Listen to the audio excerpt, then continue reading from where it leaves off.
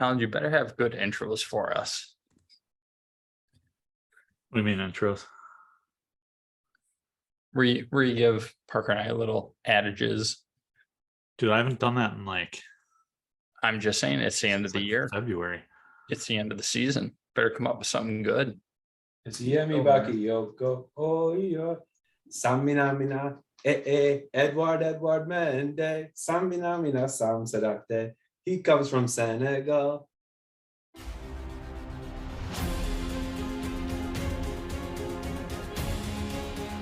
And I think going out and get Saul was the top transfer of the market for Chelsea. Chesney could have been in the shower smoking a cigarette like he was at Arsenal, and we still would not have scored.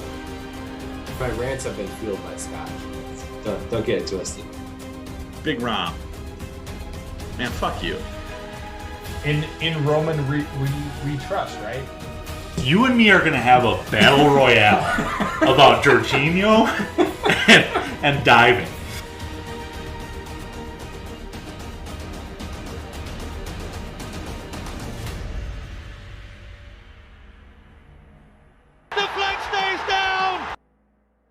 Welcome to the Flag Stays Down podcast, the podcast where we try a little bit harder than Chelsea does at the moment. Tonight you got me, Andy. You got this fucking guy, Matt. You got the other fucking guy over there, Parker. Boys, how's it doing? How you doing tonight? Intro is brought to you by Collins, who was asked to do creative intros by Matt, and then this is what we get. So, Matt, you can't be too upset putting him on the spot like that. But thanks, Collins. Appreciate that. A lot of thought and heart went into that. But hey, what can we expect, right? It's the season of not a lot of effort, right? Amen.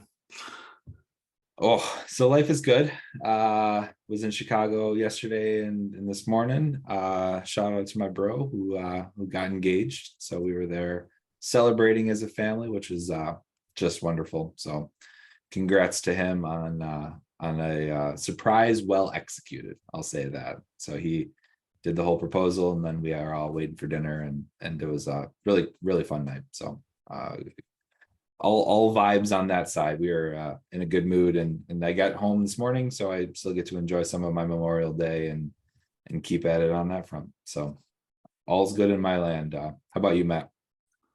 Yeah, it's been a good weekend.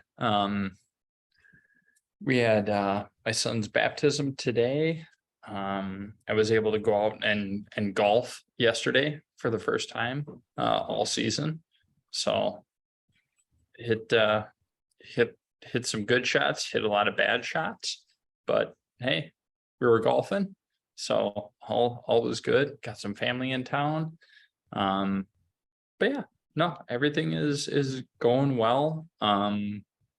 Did some work on the basement this week, doing a lot of painting and priming, so just getting at it step by step.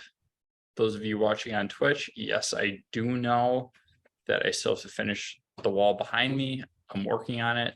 I ran out of primer, so I have to go get more. But yeah, no, everything's going really well, so I can't really complain. Collins, how was your day? How's your Memorial weekend been? Well, it's been fantastic. Yeah, the wife and child were gone most of the day at her grandparents, so I just kind of sat around and watched a lot of footy, watched the Monaco Grand Prix. Yeah, it was a good day, and capped it off with Dan Jansen Fest here in Greenfield. Went on some rides with my son and had a few drinks. It was good. Well done. Beautiful. Before we get started here, I'm just going to pretty consistently bring this back. What are we drinking? Parker? I haven't gone to the liquor store in quite some time, so I'm on my vodka kick. It's either vodka or pretty much straight bourbon or scotch or something. So I have a vodka mixed drink. Matt? I have a little nipper of bourbon and some spotted cow. There we go. Classic Memorial Day there. I also have some classic Memorial Day. I'm drinking something that I never drink, Las Tonas tequila. Mixed with a little bit of Jarritos, pineapple flavor, and it's terrible, but it'll get me through this pod. So let's just jump right into it here. Not even talk about today's game. Chelsea did something against somebody, and it's the end of the season. I don't know. But Parker, the more important thing, you won this week's draft. Matt still has not won one. So Parker winning the all-time Chelsea kit draft. What are we going with for this week's draft? I will just interject, not to correct you. I don't ever like to correct on this podcast, Collins, but we did play twice this week and still did not a lot of anything. we did have a midweek, right, against Man United, and still didn't do much of anything worthy of reporting on this podcast. So I think that the Chelsea vibes are at their end, and we need to talk about other things. And hey, as I saw on Twitter today earlier, we are officially in, I think, 7th place now going forward because of where we list on the standings charts alphabetically going forward.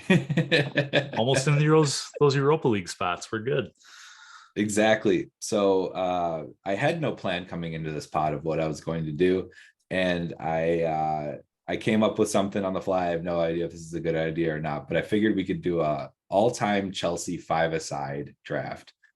Meaning you draft a keeper, a defender, 2 mid or forward, winger, or whatever, and then one attacking person. So I'm more intrigued with who goes off the board when, and who kind of picks where there might be more depth or not. So I thought it could be at least a relatively intriguing, under the gun kind of a draft. So that's what we're doing today, Collins. Sounds good. And I think the best option would be to kind of standardize what we're picking here. So, Matt's not drafting 5 forwards, right? Right. So I think the consensus is everybody gets a goalie or keeper, 1 defender, 2 mids, and a forward. Perfect. All right, awesome. Should we break, or Matt? Yeah. Come back for this. Yeah. Let's. Oh, there he is. Oh, welcome back. No, we're good. I was gonna break for you. Never mind. No, all good. I'm listening.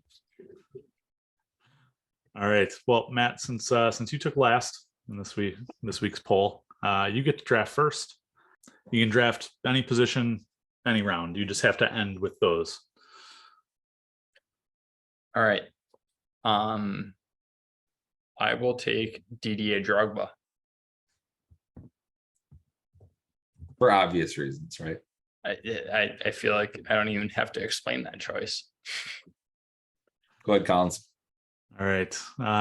With mine, I'm going to take a maestro in the midfield.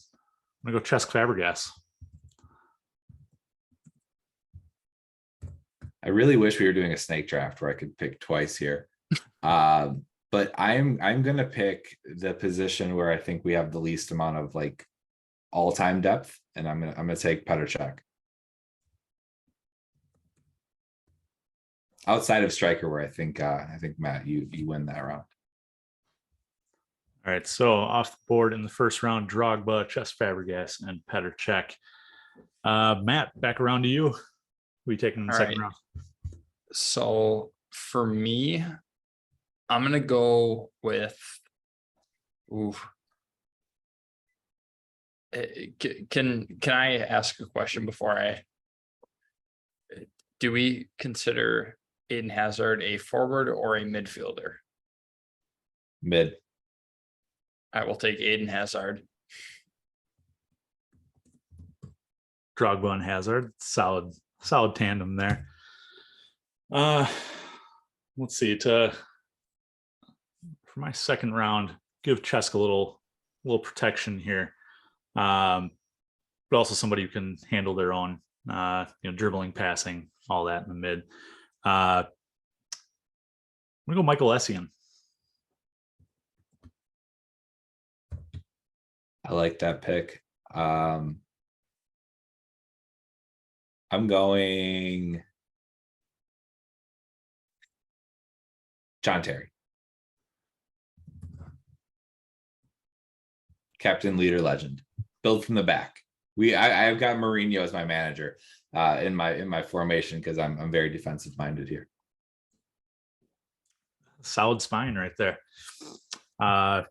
Matt, back around to you, round 3.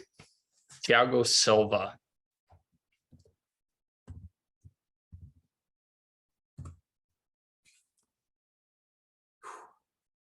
That's already a squad right there. I'll give you that. Mhm. All right. So I've gone with Essien and Cesc.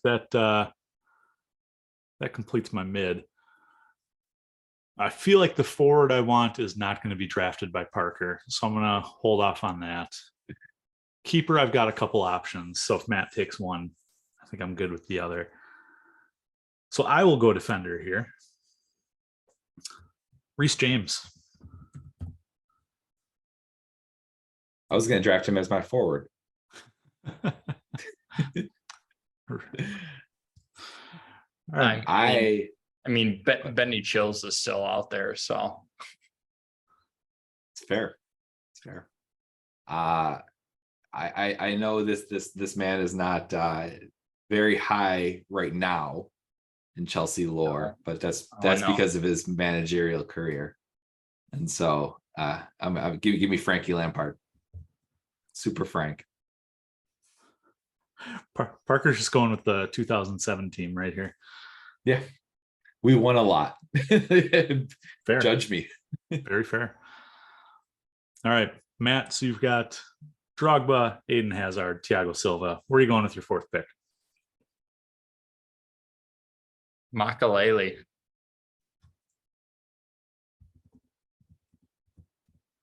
The number 6 himself pretty much defines that position. That's a solid pick right there. All right. So I've gone Essien, Cesc, and Reece James. So I got keeper and forward yet to go here. Boy. You know, I got to add a little Brazilian flair to mine here. Willian, still kicking it at Fulham, is my forward.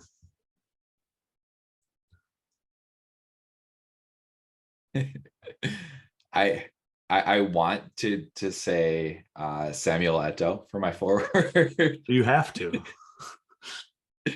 I would love to. I'll go in a complete 180 direction. I'll say Bobby Tamlin.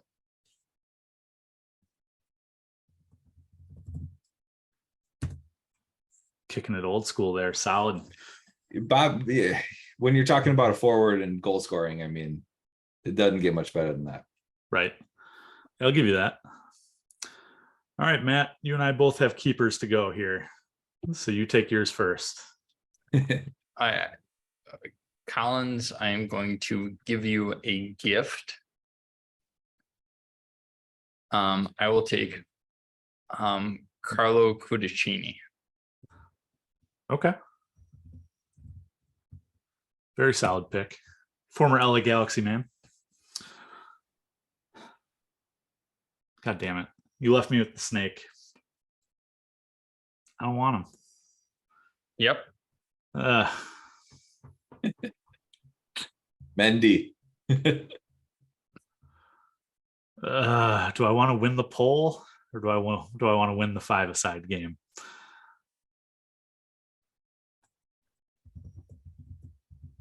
Going Gaga Slonina. Attaboy. 3 straight clean sheets for the U20s. In the all-time Chelsea. Honestly, I really thought that you were going to take Ross Turnbull. I really did. I thought you were going to take Bettinelli, so we're even. I thought you were going to take Bettinelli's. I would have put money on that one too. All right, Parks, you got a midfielder left. Where you going? And see, I was debating in my head because if I wanted to pander to Chelsea fandom, I would take John Obi Mikel here. But I can't. I mentioned this on last week's pod. A guy that I have his jersey, and I can't believe the last pick in this draft goes to N'Golo Kante. Solid pick. N'Golo Kante is an incredibly solid midfielder for all the teams that he's played for, and has been a big part of Chelsea's success. And even though he's been relatively injury ridden in his career, when he's out there, he's a difference maker. Yeah, dude, he just slips my mind because he's injured so much. A very, very solid pick. N'Golo Kante in his prime, very solid. Let's go with a manager here. I know 5-a-side usually don't have a manager, but we're going Chelsea all time here. Matt, who's your boss for Kudachini, Silva, Makelele, Hazard, Drogba?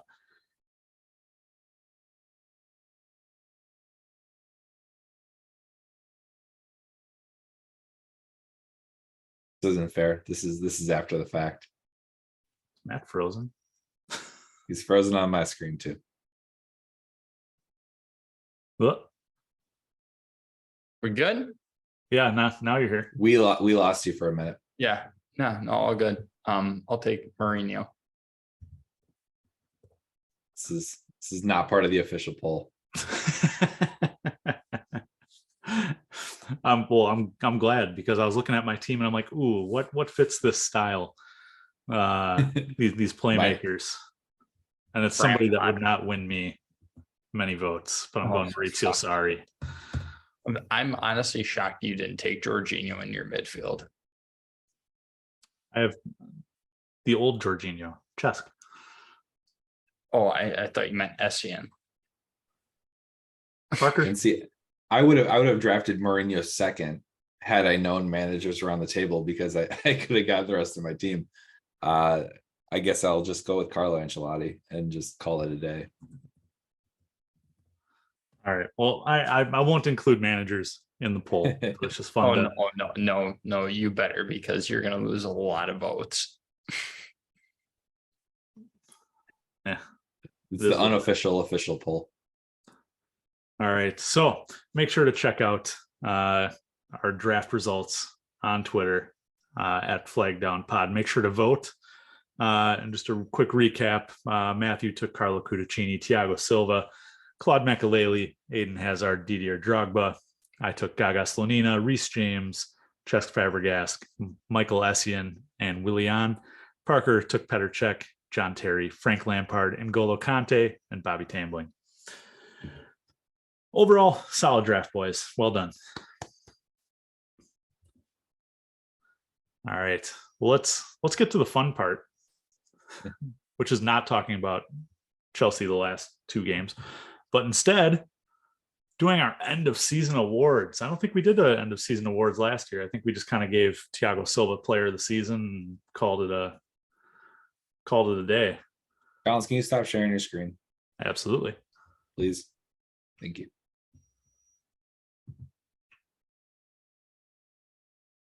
Good. All right. So, boys, I think the best way to start is with a positive. Just mentioned Thiago Silva was our player of the season last year. We named our man of the match poll after him. So let's just start right there. We'll go the Thiago Silva Memorial Player of the Season award. Kind of a weak field, I would say, but some interesting names in there. So anyone have any nominees? Enzo was the first player that comes to mind that was positive for a lot of the time we saw him. So I'll nominate Enzo. Matthew? Benny Chills. I think the first player. He's the first player that came to my mind. I think Thiago Silva has to be in the conversation, as always. I can't really think of anybody else who deserves to be in that conversation. Parker, you and I had talked about Raheem Sterling kind of meeting what would have been expectations, but I don't think he was necessarily player of the season material. No. And I think all things considered, and I know no one had a great year. We talked about that too, Collinsworth. No one had a great year. And so it's hard to evaluate, but I do think Kepa had a better than other people's season. So I'll throw his name into the ring. All right. Well, let's leave it at those four then. So your nominees are Enzo Fernandez, Benny Chills, Kepa Arrizabalaga, and Thiago Silva. I know we've all thrown out nominees here, but Matt, we'll start with you. Who's your definitive vote for player of the season? Benny Chills. All right. Parker, where are you going? I don't know if I can vote for Chills. I don't know if it just doesn't sit well with me. I don't know if he played enough or did enough for me to consider it. I'm sticking with my original nominee. I'm going to say Enzo. Yeah, and I spent a lot of time thinking about this today, because Parker, like you said, we haven't had anyone really have a stellar season. Everyone's had their down moments. I thought about Benny Chills at one point, but I mean, he only made 23 appearances for us this year, over the course of the year. Thiago Silva at one point I said was gonna slide like Tom Brady. I got to go Enzo. He has played every single minute of every single match since coming over from Benfica. He is the only player on the active roster to win a league title this year, to come away with a medal. So I'm going Enzo. Yes, sir. In as defense attorney for Ben Chilwell, he was also behind Cucurella for a decent chunk of the season, who played like absolute dog shit, and then he got injured. So the 23 appearances, I put an asterisk. That's all I'm saying. I'm not saying it's not valid. I'm just saying there should be a little bit of an asterisk behind that. That's fine, but going against you, Mr. Defense Attorney. Yes. If he couldn't beat out Cucurella, doesn't that for the first part of the year, doesn't that say something?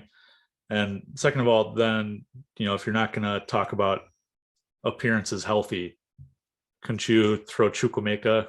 Because Chukwuemeka impressed in every match that he was in.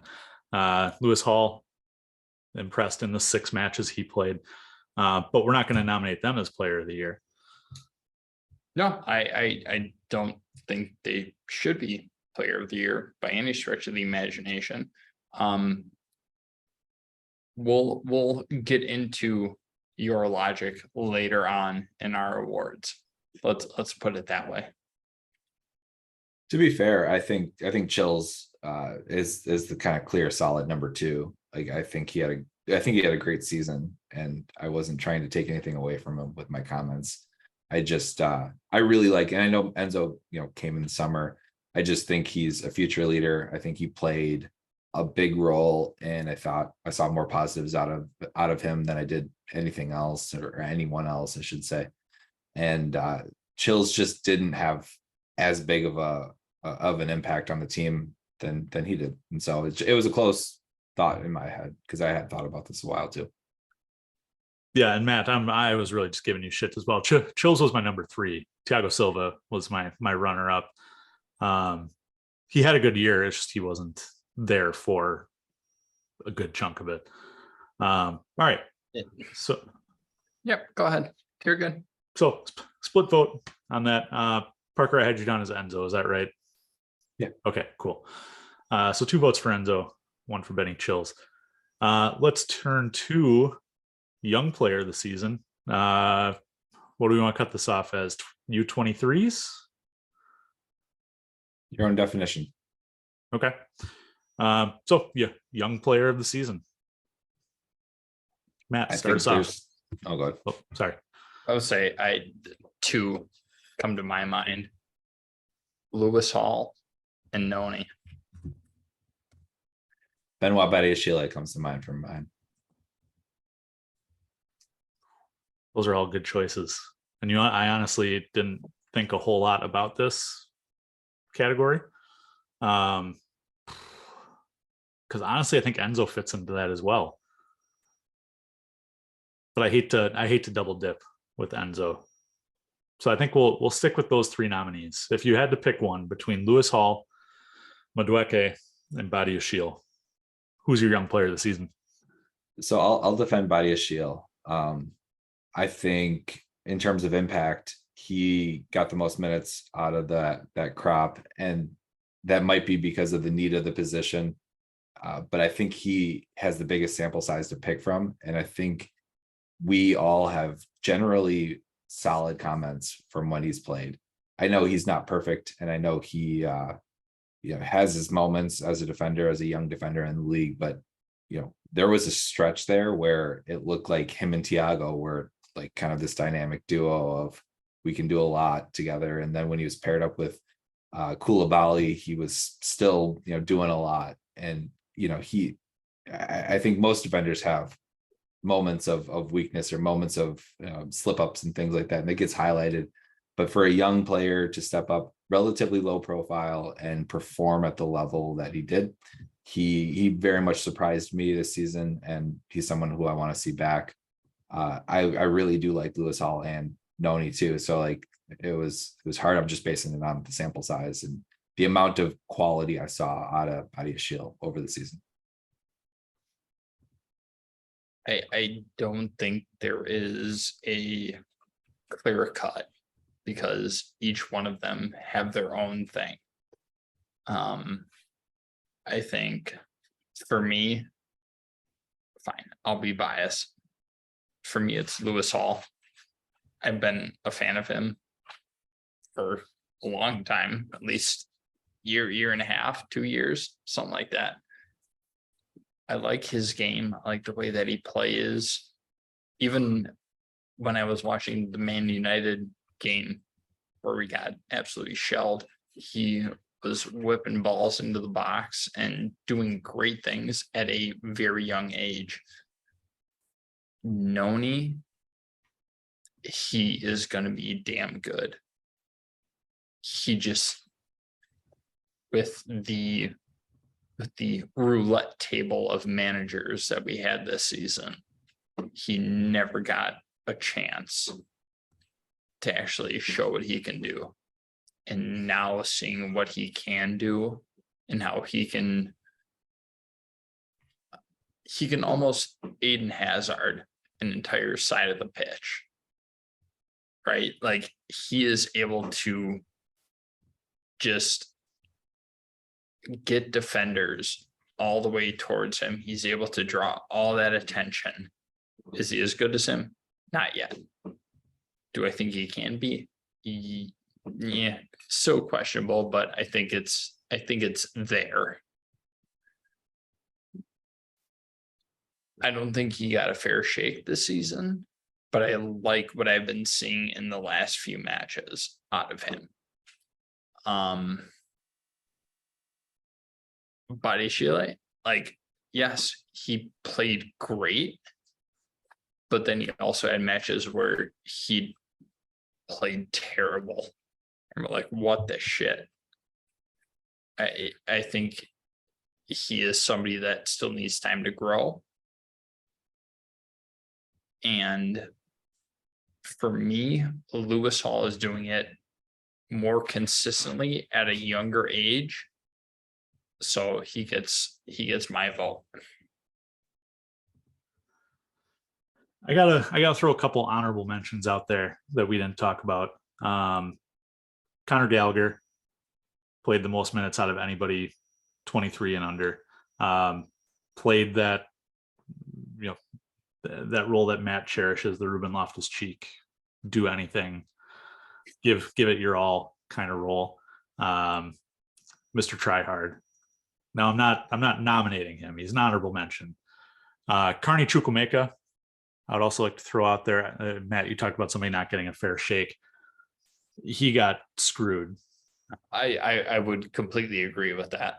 Yes. Every time he played outside of that one match at Anfield where the pitch was wet and he slipped and fell on 3 different occasions, I would say Carney balled out in just about every appearance that he had. But you want to know what? I lied a couple minutes ago. I am going to double dip. Enzo's 22. He is 11th on the team in minutes. So you think about a starting 11 over the course of a year. He joined towards the end of January, 11th in this team in minutes, 4th on the team in assists in the Premier League.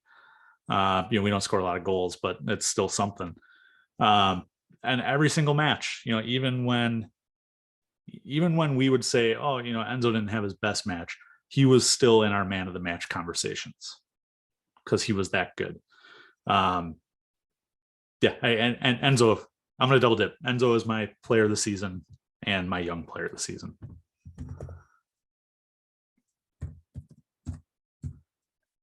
All right.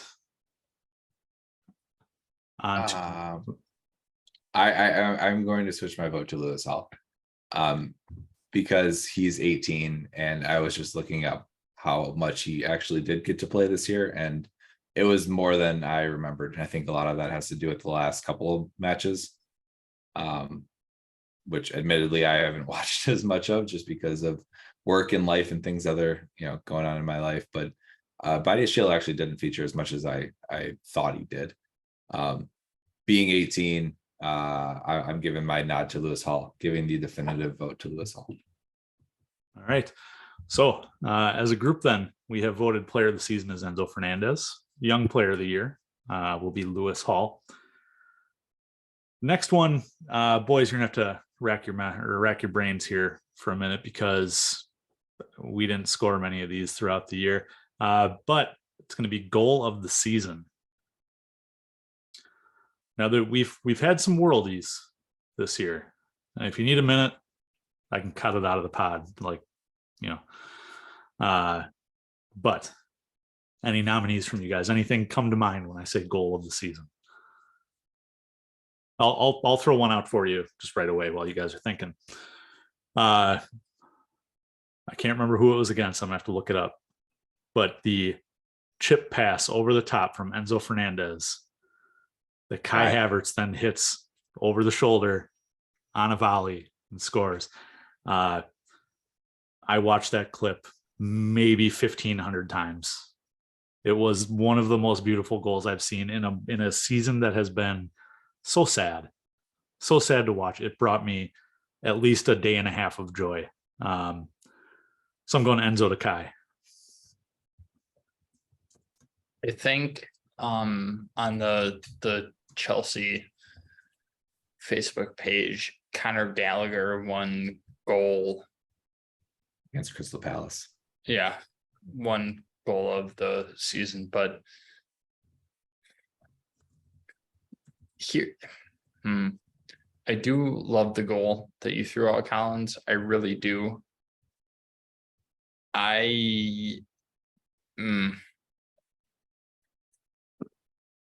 We'll talk about this later. Can I throw another nominee out to you? I have one. Yes, you can. All right, but Parker, go ahead, and then I'll throw mine out there after. I've been known to be biased in certain situations, and I don't try to hide my bias. But when I was at the Dortmund match, the Kai Havertz penalty that took us ahead was so tense. It was on pins and needles. It was quiet. It was shocking. And when he hit that goal, it was just complete relief and joy, and the place just erupted. So the moment against Borussia Dortmund in the Champions League was something that I felt, and it was an incredible moment, incredible goal scored after the retake and everything, the whole kind of situation that happened. So Raheem, took us level on aggregate, and then Kai slotted us home. So that was my goal this season.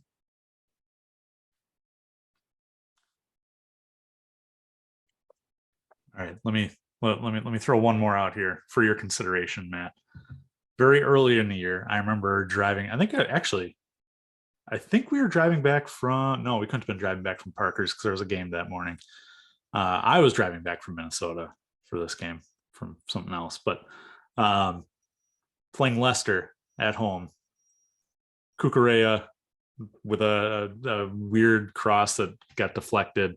Raheem Sterling probably 25 yards away, kind of a R1 finesse mixed with a chip, top bins.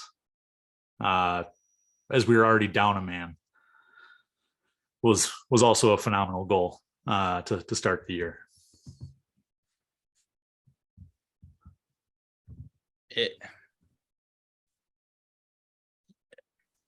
I wish it wasn't those two names. It like that's my whole thing.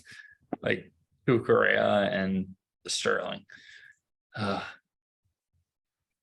But no, that it definitely was a damn fine goal. But for me, I still have to. That Enzo Kai was absolutely beautiful. Enzo Kai. It's not even close to me. That was the goal of the year. So what you want to go with, Matt? Yep. All right.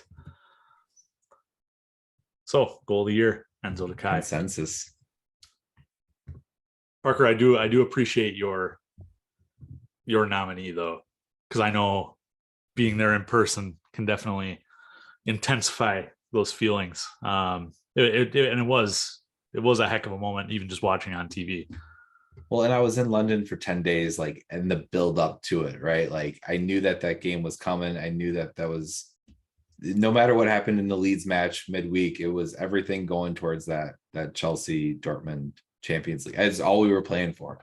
And you could feel it. And the feeling in the stadium 4 days apart was so astronomically different. Like, I can't even explain it to you guys. It was so different.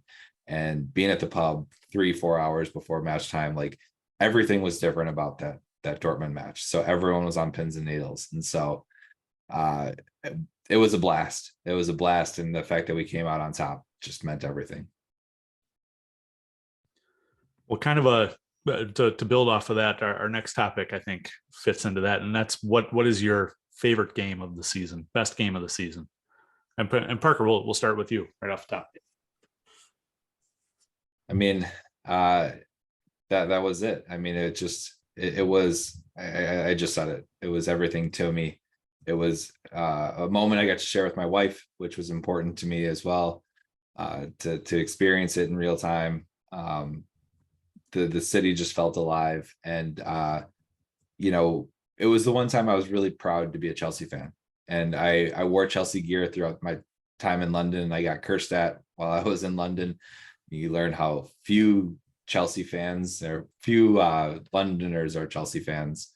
And I was proud. I was proud to be a Chelsea fan. I was proud to rep the gear. And it's the one super highlight of my year on a season that underperformed from top to bottom.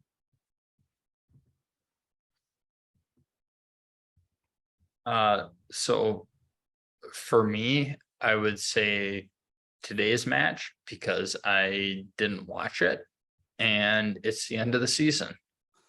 So we can call her good. And Collins, I feel like you're going to agree with me on that. I would. But dude, even just the first goal we conceded just caused me so much pain that I can't. No, I'm gonna go one that I think is gonna surprise you guys, and it's gonna be a split decision on this one from us here.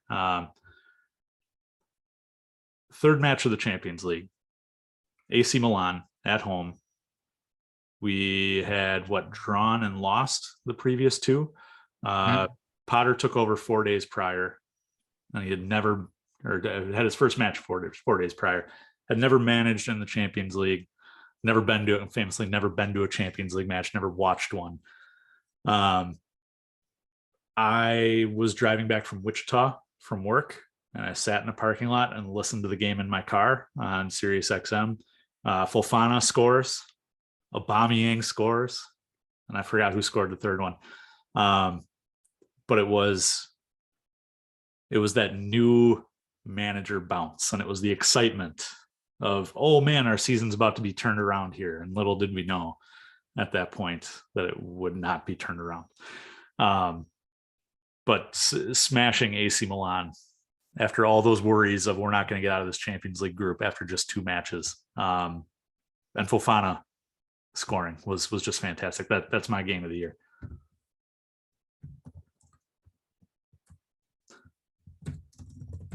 All right. That pick. I like that pick. That's a solid pick. Funny Did enough, we we win 3 or 4? I'm trying to look it up. 3-0. I just brought it up here.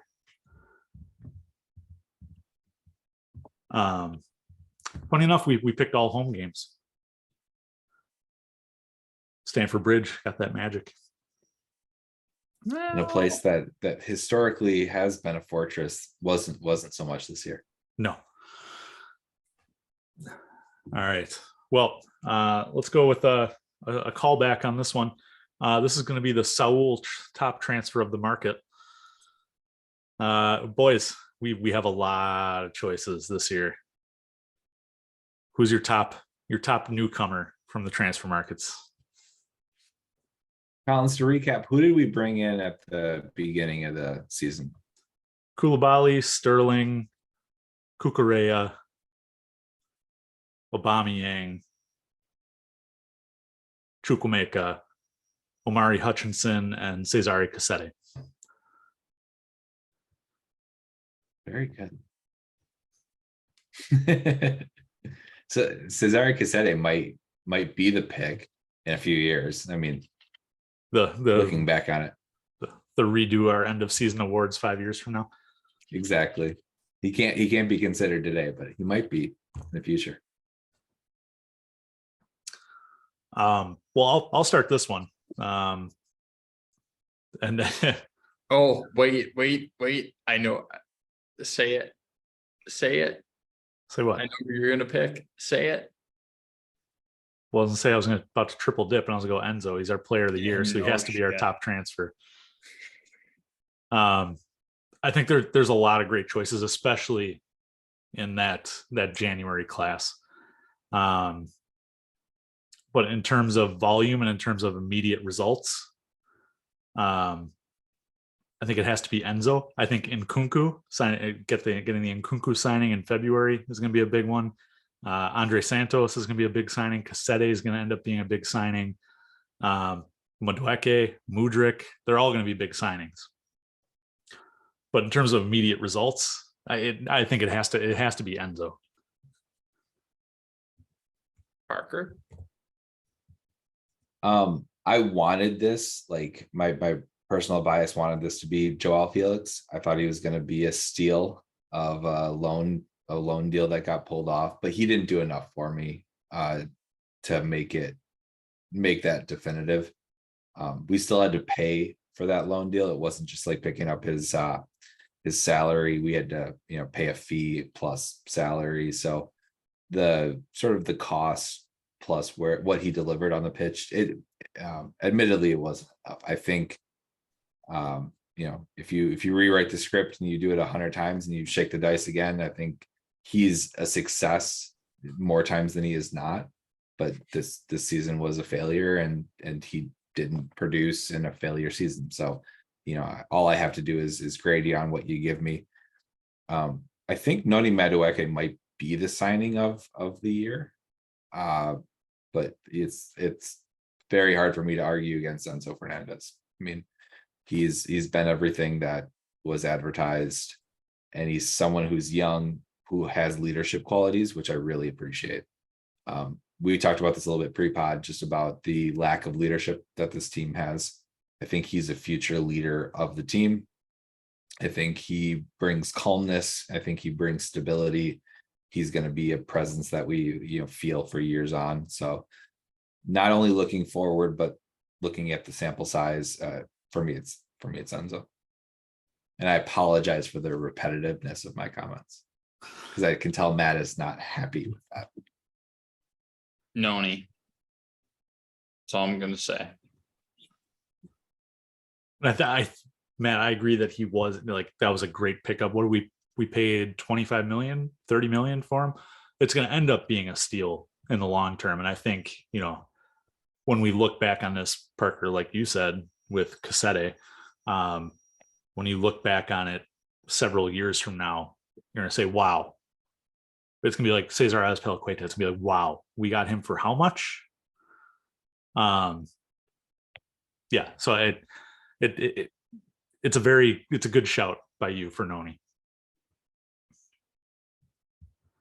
But now we got to turn to, I guess, what would be the real Saul transfer of the season. Who is your flop? Your transfer flop of the year, and Lord knows there's been a couple of those. What?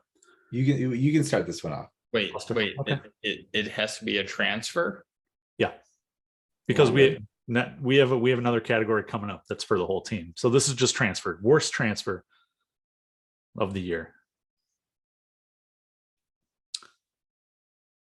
I have one. It's not going to be a popular one though. Mine's very well documented. I don't even have to say it. Mine is selling Lukaku or loaning Lukaku. Man's about to play in the Champions League final. He's got 18 goals this year. He wouldn't have fixed this season, but we talked about last week, or I talked about last week, that Broya going down absolutely killed our season because we don't have any other options. Lukaku gives you another option. So my worst bit of transfer business is getting rid of Lukaku. We'll stay on attackers then. I won't even attack your pick yet. I'll just say my nominee, which is Pierre-Emerick Aubameyang, the guy that we brought in to fix that problem, to help solve the striker problem, who contributed almost nothing.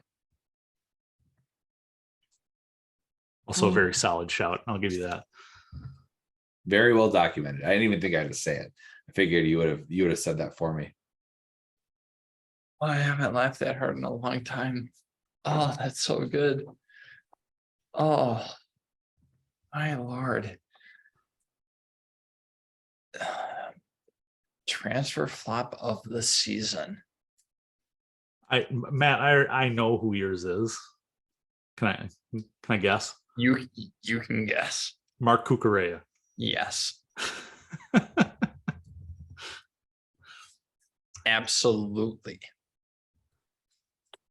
I feel like I don't even have to explain that. He just was. He was at Brighton. We brought him in. And Collins, I know that there is another vote coming in, or another poll coming in for what we're looking at for team awards and takes. He just wasn't good. That's fair. I will just to spite you, I'm gonna go with Parker here. I'm gonna go with Aubameyang because he was bad. And I will not go with that. Right, but you lose. It's Aubameyang. Good day, sir. Collins, just so you know, we have a fourth vote in the chat, Twitch right now against you, because Mr. Hawks was chiming in, and he said, dude didn't want to be here, wouldn't have contributed much, or doubt he would have contributed much, which is exactly what I said. If a guy has gone on public record saying he doesn't want to play for us, like, we've got guys that at least they pretend to want to play for us and then they suck. Can you imagine how bad a guy would be if he legitimately publicly is willing to say, I don't want to be here?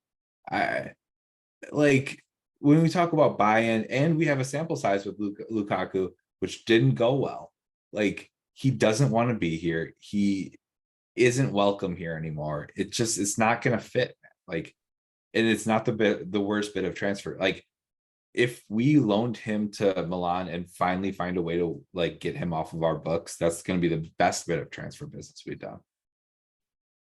Yeah, That's fair. And let's also be honest about Aubameyang. He came here because of Tuchel and the relationship that he had when he was at Dortmund. And guess what? Then Potter showed up. I don't think that's on Aubameyang at all. Honestly, I would prefer him over Kai. And So uh, Aubameyang came here because of Tuchel, and then Tuchel got sacked, and then Aubameyang's just, up shit's creek. see, and that's why I was going to hold off on giving Aubameyang this award, because there was the reports that, God, it was probably about a month ago now, that came out and it said, well, Potter just kind of didn't interact with Aubameyang, didn't tell him why he wasn't playing, didn't tell him what he could do to get on the pitch, like just kind of ignored him. And so I kind of gave him a pass after the fact, looking at that. But if we're looking results, And I Collins, think it has to be Aubameyang. and Collins, you of all people, fuck Rom, all this shit. Rom Redemption Tour. Okay, you drink your bullshit cocktail. I am. It's terrible. Exactly. So is Rom. He does well in Italy. Leave him there. I agree with Parker. Get him off the books. If he wants to be in Italy, be in Italy. Fine. Do your thing out there. He can't. He's not able to hack it at Chelsea. He was able to hack it at Man United when they were finishing 8th, 9th with Cavani and Zlatan and everybody. Like, yeah, he was able to hack it a little bit. He's not that guy. Like, he's happier in Italy. Yeah, and I know you're my stats man. Who actually puts out from Italy to England? Like, who actually does solid work in Italy and then come over to the Premier League and then show out? Zlatan. Nobody. Ronaldo.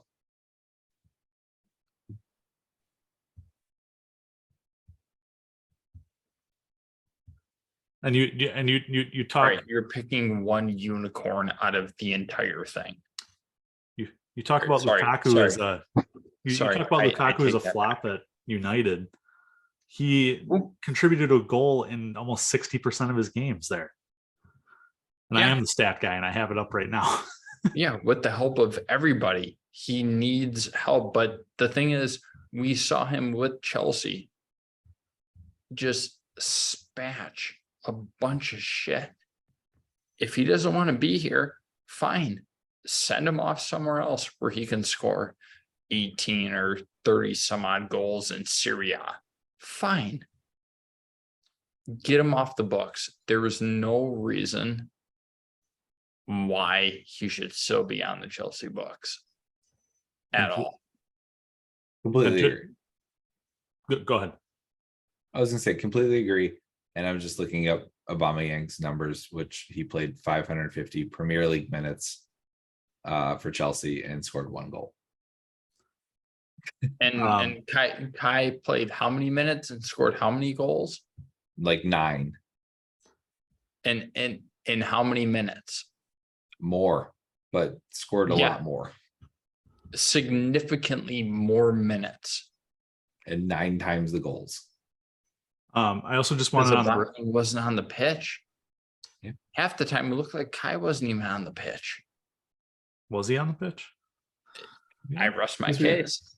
I guess we I don't don't- know. I also just wanted on the record, Matt, that you thought Everton was a team that consistently Hey, we fight. haven't No. we Hold on. haven't I'm gotten, not we haven't done. gotten to I'm that not part. done. We I'm haven't not done. gotten to that part of the episode. Okay. No, We haven't gotten there yet. touche. I'll reference it later. Yes. But Yes. once again, you are wrong on another account, because Manchester United was not finishing 7th or 8th while Lukaku was there. They actually finished 2nd and then 6th. So But we'll move on. We'll move on. Thank you for the correction. I appreciate that. You're welcome. Fuck you. No, I'm serious. like thank you for the correction. I appreciate that. No, I got you. So on to our next, and maybe our last negative category of the night, and that is our man of the get the fuck out of here. As you guys know from our Twitter polls, this doesn't have to be a person. It can be an idea. It can be a thing. It can be a team. Really just anything that can get the fuck out of here. And so we'll apply that to our end of season award here. Just kind of leave the door open. Anything you guys want. What needs to get the fuck out of here? Kai Havertz. Acceptable. Collins.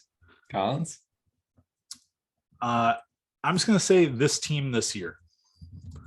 They all suck, except Enzo. Oh, I to be fair, I wasn't done. Oh, sorry, my bad. Go ahead. Kai Havertz, Raheem Sterling, Christian Pulisic, Hakeem Ziyech. Deadwood. I would vote Deadwood. I like Deadwood. Kukurea. Who else? RLC.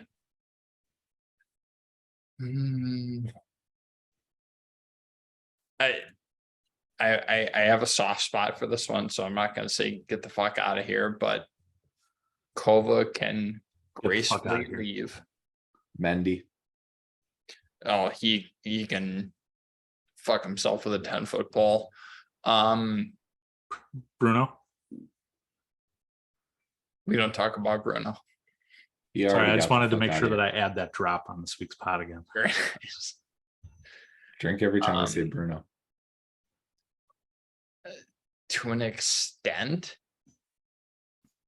N'Golo Kante is going to be injured every, 3 months. Mason. Yeah. Oh, I'll pack his bags. Yeah, he can go. Oh, I have a different one. I'm gonna not say this team this year. Matt, what was your definitive one? Deadwood. My definitive person would be Kai Havertz. I'm going Vladimir Putin for sending us down this road.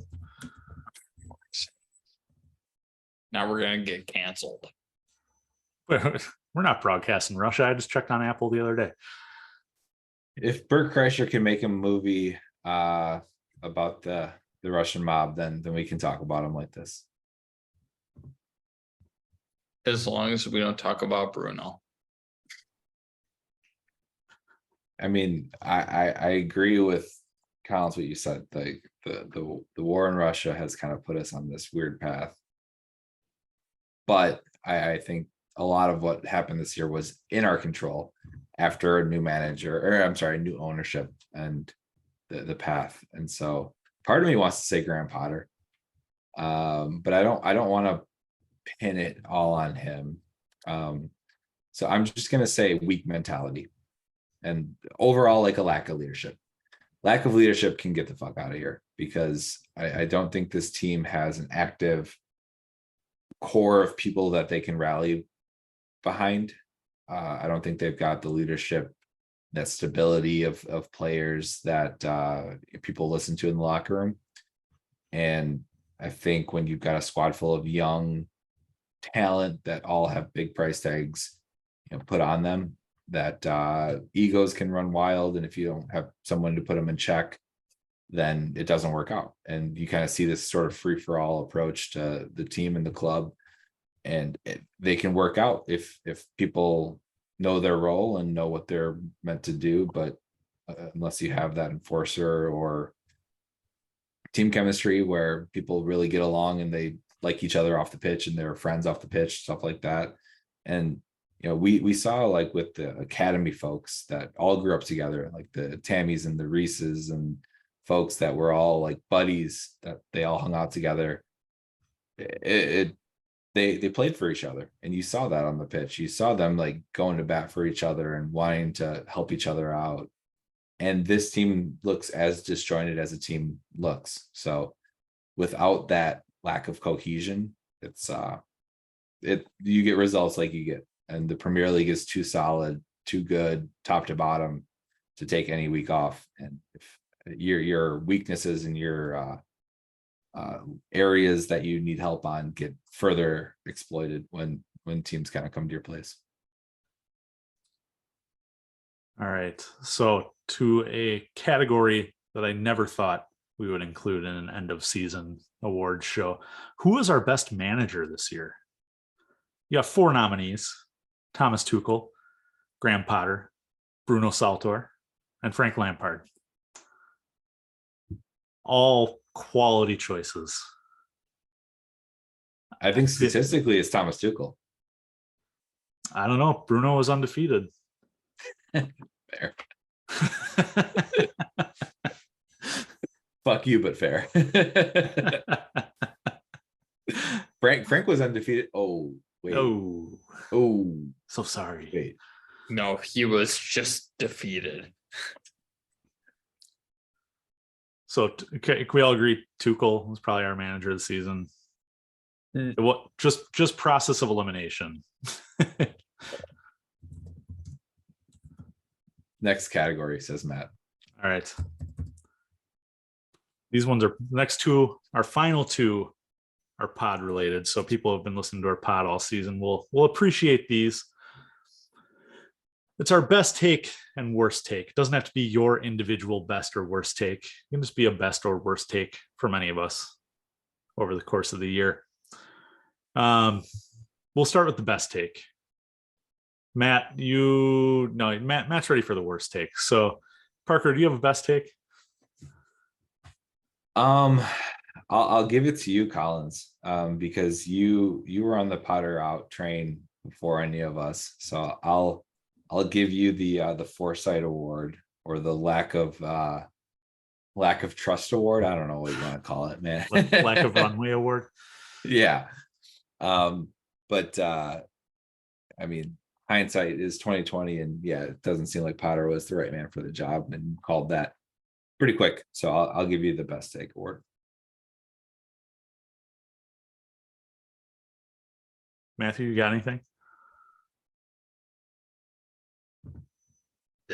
And so would be everything that we bought him for. Like, that's the only thing I can think of as far as like the best take. I mean, we talk about a lot of things, and I was very skeptical on Enzo. Unfortunately, I still happen to be a little bit skeptical on him. And I think it's because I don't appreciate the position and the role that he plays. So I think that's more me than anything, but which is probably why I hate Jorginho and everything like that. I don't fully appreciate that role. But I would say signing Enzo was a great move, and I did not expect it to turn out as well as it has. I think, Collins, you were the one that was touting. Well, you're still the one touting his praises. So yeah, I'll go with that. Wow, 2 votes for me. I appreciate that, you guys. No, I'm gonna give mine to Parker though. He called it early and was very vocal about it. Aubameyang would score about 5 goals. Ooh, boy, you could not have been more spot on.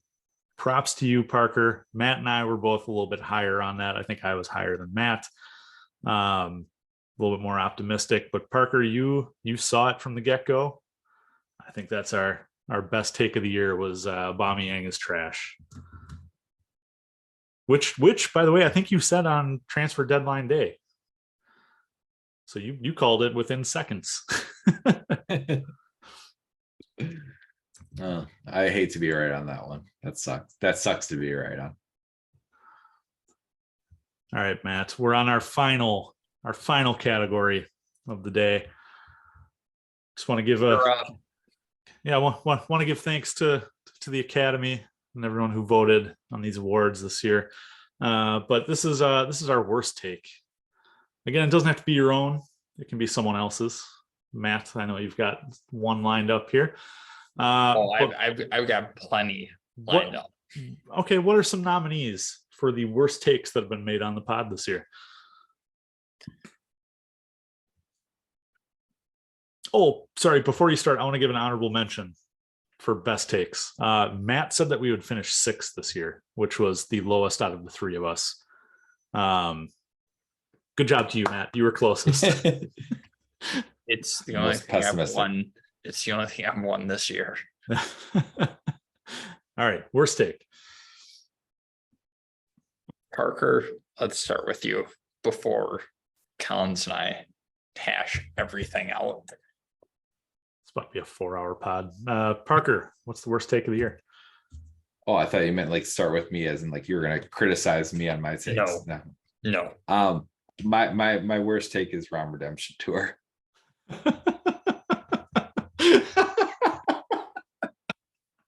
That's by far. There is no redemption. There's no path to getting back to Chelsea greatness as much as we all want and would love to see. And it's funny because on a pure statistical numbers basis, I disagree with more of Matt's takes than I do yours, but that's the worst take of the year by far. 2023 is young. It can still happen. It still can, and it's still a shit take. All right. Well, we'll let Matt finish off with his then. Be the grand finale. Worst take of the year. I gotta take a shot at Matt here. Yeah. This wasn't even on the pod, actually. This was in our group chat. But then it made it to the pod because we were still fighting at that point. Matt said that Everton was a club that was consistently fighting for a place in Europe and challenging for a place in Europe, and that Frank Lampard ruined that for that club. Everton has not finished in the top 10. I believe it was in the last 7 years. Before that, they had not finished in the top 8 in the last 12 years. So they are not a team that finishes in the European spots or close to the European spots. Frank did not ruin that club. Carlo Ancelotti could not even save that club. James Rodriguez could not save that club. Matt just has misperceptions about how teams are, including Manchester United. Fair. Perfectly fair. And we hashed that out. I owned up to it. We're all good there. Now, for yours, I can think of like 4 different ones of my takes that you're about to come after here. But I'll let you just list your nominees and then pick your favorite. They're all my favorite. The airing of grievances. Kukurea is better than Chills. That was your thing. You signed, right? Signing Kukurea because he is going to be a number 1 ahead of Chills. Nailed it. Oh boy. Anything that you have to say with a redemption tour, I'm just gonna mark that. Anything that you say with the redemption tour. Okay.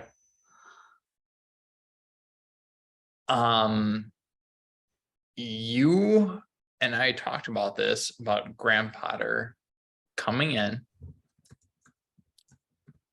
you said he's the guy. I said, yes, I do think he would be a good manager for the club. But I asked the question, is this club too big for him? And you said, no, he's got the sports psychology and all that stuff. And you were quick to turn on him. So I will throw that one into the mix. Oh boy. You know what? I'm gonna leave it at that 3. All right. So out of Cucurella, Redemption Tours, and Potter not being ready, or Potter being the guy, what is your worst take that I've made? All 3 of those. No, All right, I'm just giving you shit. Collins takes. Got it. No, you give very informative takes. So I can't fault you for that. You're always very informed, a lot more than I am. So I will not fault you for that. I think the worst take would be Cucurella being the number 1 over Chills. Just because I'm a big fan of Benny Chills, and the fact that you're like, oh, we didn't sign him for that much money to be a backup. He's not even playing. And when he does, it's terrible, especially as a left back. Like, that's his job, is to be a left back. And he does a terrible job at that. That's fair. I have known all season that this was coming if we were going to do this award. I honestly forgot about the ROM Redemption Tour. Shout out to Parker for that nomination. You've thrown out every redemption tour possible. Let's be honest. Fair. Well, boys, that wraps a 2022-2023 Chelsea Did we season. decide on what the worst take was? We all had different ones. It's a split decision. Oh, okay. ROM Redemption Tour, Cucurella over Chills, and Everton being a European club. So I guess we could round it out and say that I have the worst takes since I got 2 nominations. Does that appease you, Matt? It Collins, I'm not happy to give you this award, but I would be honored to present you with it. I'm gonna have a trophy made. Love it. Well, boys, as I said, that wraps a pretty good award show for a not great 2022-2023 season. The men's team canceled their award show, so thank you for listening to ours. We know that we represent the club on every level. Collins, Yes. really quick, did we do not transfer flop, but flop of the season, just in general? Did we do that? We didn't. I kind of made that or get the fuck out of here. But if you have something different, I can throw it out there. Yours was Kai Havertz. Yeah. I mean, that's a very, very long list. I mean, it's your category. So yes. Generic, just who was on the team. I'll call it Summer. So say who was the flop as of summer. So like when the league started, before we got any transfers. Mason Mount. Reese James. Ooh. Okay, I was trying to think of one, but now I'm intrigued by that answer. I know. Um, It kind what? of sprung me. Just in terms of where I would have expected him to perform this year and where he has performed this year. When he's been out there, I've seen him disengaged. I've seen him not care as much as I have before. And it's been the lowest I've been on him in ever. Mace has been streaky historically, and so we've seen periods of Mace not performing and then Mace performing and balling out. Reese has been Mr. Consistent when he's out there and score goals, do everything, do lots, be great has been like the words or the phrases I've attributed to him. He was none of those things to me this year. So it's a tough, I mean, it's a tough like blow to him because he wasn't our worst player, but in terms of where I would have expected him to be at versus where he was this year, he's come in much under where I would have thought. Mace is a good answer too, though. Mace is right up there with Edward Mendy. How far Yeah. he has fallen. I'll fall on that sword too. I had a bad take where I thought we hadn't seen the end of Mendy early on. I thought he was gonna like fight for his spot, and I thought he was going to like have a spell where he was the guy for a minute, and that couldn't have been further from the truth. I keep thinking back to that game against Leeds where he tried to juke out Aronson. And Aronson picked his pocket and almost walked it into the goal. And he never recovered. He was bad. And he was the European Keeper of the Year, or was it World Keeper of the Year 2 years ago? European. European, because Donnarumma won the World. Donnarumma won the UEFA. It's the fall from grace. Matt, thank you for that category. I appreciate that. I'll make sure to throw that in there. But that concludes our 2022-2023 season.